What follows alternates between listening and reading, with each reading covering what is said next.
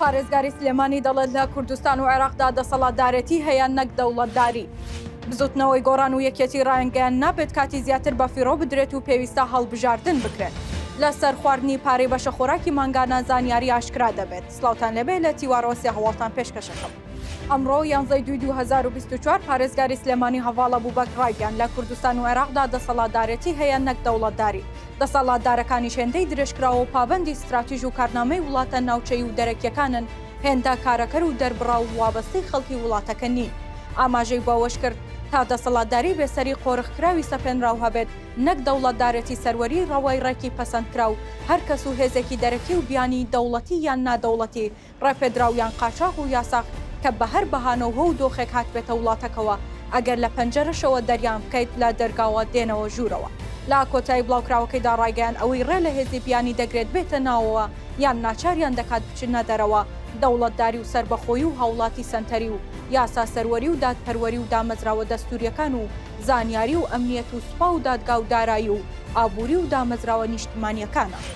یەکێتی و گۆڕان کۆبوونەوە و ڕایەنگەیان بڕیاردرا هەماهەنگی زیاتر بکرێت بۆ ئیدارەدانی باشتر و خزمەتی باشتری هاوڵاتیان. ڕاگەیاندراوی کۆبوونەوە یەکێتی و گۆڕان پاشتەواو توێکردنی دۆخی سیاسی و ئابووری هەرێمی کوردستان هەردوو لە هاوڕابوون لەسەر پێویستی پێکەوە کارکردنی یەکێتی و گۆڕان لەگەڵ لایەنە سیاسیەکانی دیکەی کوردستان بۆ بەدیهێنانی یەکڕیزی و یەک هەڵوێستی سەبارەت بە پرسە چارە نووسازەکان.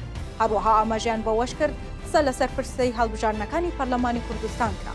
هەردوو لا هاوڕابوون لەسەر ئەوەی نابێت کاتی زیاتر بە فیڕۆ بدرێت و پێویستە هەڵبژاردن بکرێت. باز لە پرسی موچەخۆرانی هەرێمکرا و هەردوو لا هاوڕابوون پێویستە هەموو لایەنەکان هاوکار بن بۆ ئەوەی شایستەی دارایی هەرێم تێکەڵ بە پرسە سیاسیەکان نەکرێت و لەگەڵ بەغداد بگەنە ڕێکەوتنیەکی ڕیشەیی و مافی موچەخۆرانی هەرێم پارێزراو بێت.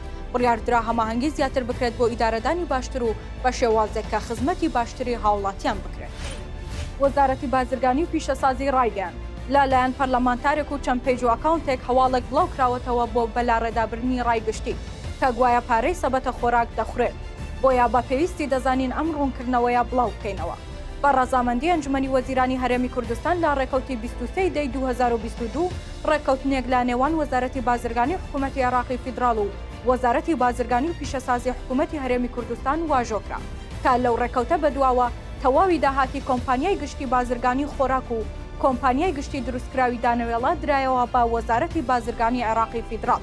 لە بەرامبەردا وەزارەتی بازرگانی حکوومەتی فیدراڵ تەواوی خەرجی گواستنەوە و بارکردن و داگرتنی خۆراک و ئارد تا دەگاتە بریکارەکان لە تەواوی شار و شارۆچکەکانی هەرێمی کوردستان لەگەڵ خەرجی نۆژەنکردنەوە و پاداشتی فەرمانبەران و دابینکردنی پێداویستی فەرمانگەکانمان بگرێتە ئەستۆ هاوشێوەی فەرمانگە و فەرمانبەرانی وەزارەتی بازرگانی حکوومەتی فیدراڵ لە تەواوی پارێزگاکانی عێراق.